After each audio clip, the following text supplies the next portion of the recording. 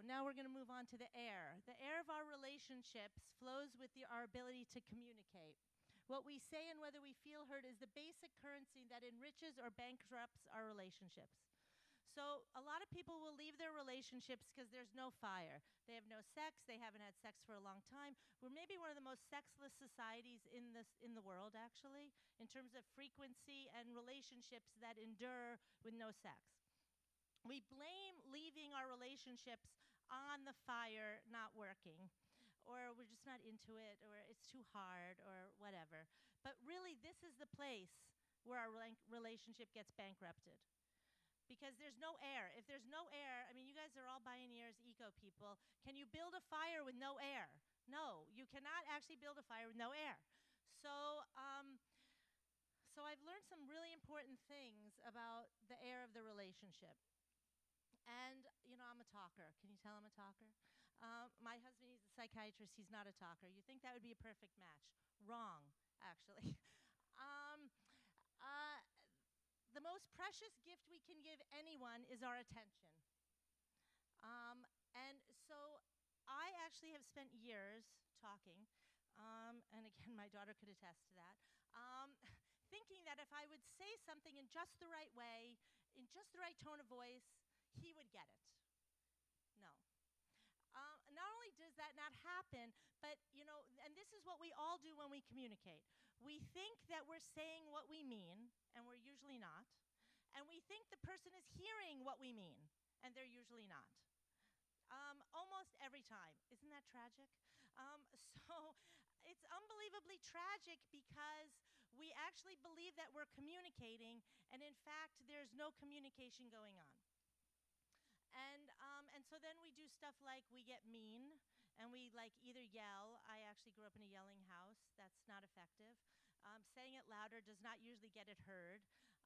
Sarcasm is another way that we then start to alter our relationship communication with these kind of mean barbs, thinking that, oh, we're making a joke of it, but it's really not funny. And people then just end up getting hurt, and you're actually eating away at whatever relationship you actually have. This bottom quote actually is the whole thing about communicating, and it only took me 49 years to learn it, so I'm still alive. The experience of being deeply listened to is so close to being loved, most people cannot tell them apart. Where communication happens is when we give people our attention and we listen. That's it. And here's the other thing that's magical about listening. We have all these words, we have body language. Men and women actually use those things very differently, as we know. You know, I have 2 sons. You know, how long did it take before I learned use less words? Use less words, Wendy, and he might actually hear what you're saying. This is true for my husband as well.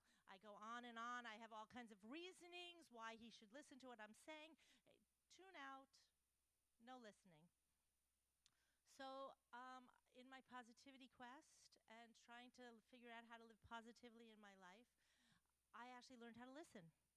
And it was the first time my son ever actually heard me. I was saying nothing. Imagine that. Because what we are really actually trying to communicate every single time we communicate is we want to be seen.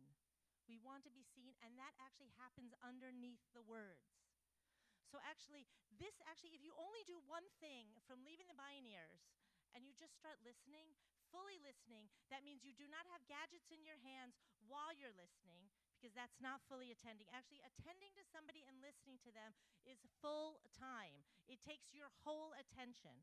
But the magical thing that happens is that both of the people, the listening person and the person who's saying something, like, because it's probably not what they're saying, it's underneath what they're saying, actually gets transformed.